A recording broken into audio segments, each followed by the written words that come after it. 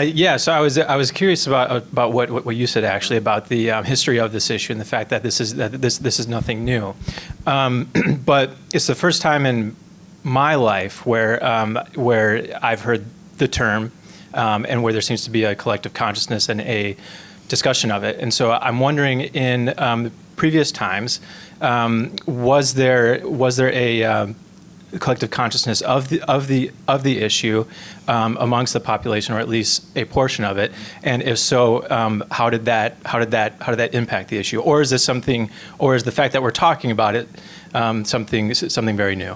Mm-hmm. I just forget the panel. Don, you're probably the best one to answer this, aren't you? Yeah.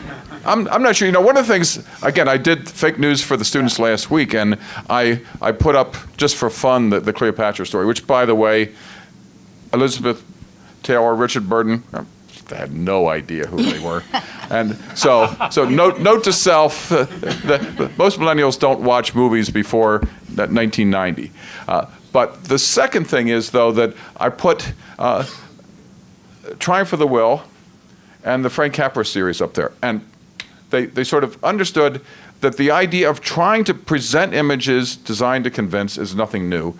They immediately latched onto that. And again, the hands are sort of flying in the air. And they sort of understood that there is at least a link over time in the effort to try to, in the media, present ideas designed to try to convince people of certain points of view. And sometimes people call it propaganda. There's a lot of propaganda during, and through the course of history. There's a Broadway musical that has that as an underlying piece of that, for which people are paying $2,000 a seat. That some of the battle between Hamilton and Burr had to do with a bit of fake news and propaganda going back and forth and all this stuff. So some of this is not new.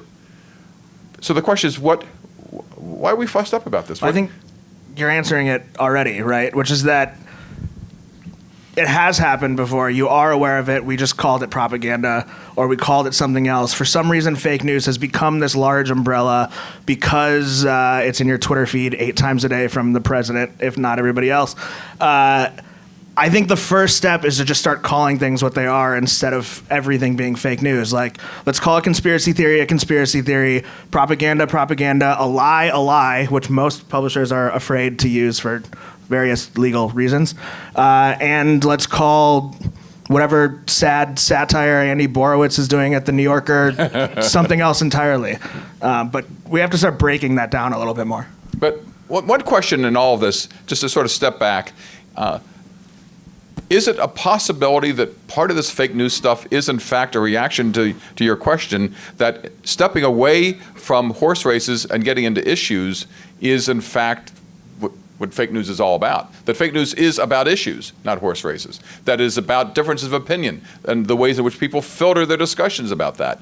Maybe leaving aside the question of the fact that fake news makes the discussion seem pejorative, is there maybe a ray of sunshine underneath all of this, that in fact it's shining a light in policy debates?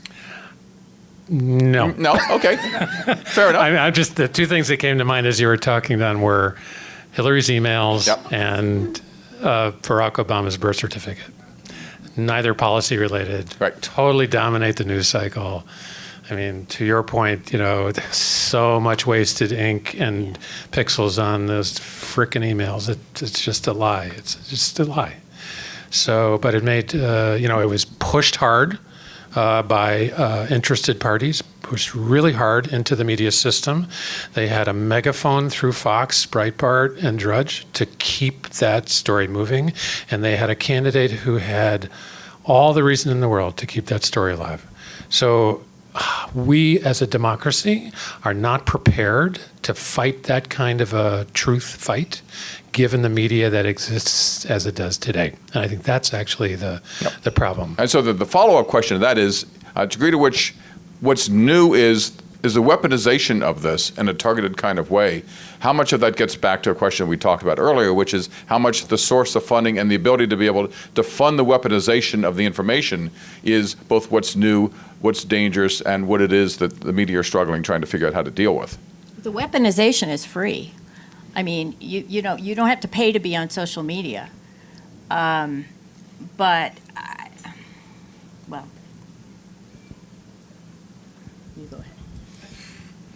I mean, there is an untold story of following the money behind the media, right? So whether it's Right. the Mercers or whomever would be the equivalent on the left that's paying for this kind of stuff, and see where it goes. This latest thing with the New America Foundation's weak response to Google's direct or indirect pressure. It's not clear what actually happened, but money is unregulated, profoundly so. It's unequally concentrated, and so it has overweening influence in all facets of our life right now. Media is one of them. No matter how you're funded, though, and this goes for nonprofits like my own and for the media, you are at some point going to get pushback from the people funding you because they want to see results that are different than the ones that you're showing. And that goes way back. Michael and I were talking about this earlier, to the car dealership that threatened to pull the ads when you wrote a bad story about his business practices, which I happened to meet, in two little newspapers I worked for. And it's the same as when the New York Times has to go up against the government. And it's the same when New America has to go up against Google. At some point, you have to push back. And because there's no way to immunize yourself. If you're taking money from people, and we all do, and whether it was advertisers in the old days or foundations now or corporations, they want to see certain results. You have to be transparent about who is giving you the money, and then you have to be very clear with the people giving you the money what your standards are, and that you are in control of your own content. And you can expect to get into some little dust-ups from time to time over that. But, you have to draw your lines. And there's a paradox underlying all this stuff, which is perhaps that free media costs a lot of money to be able to put together.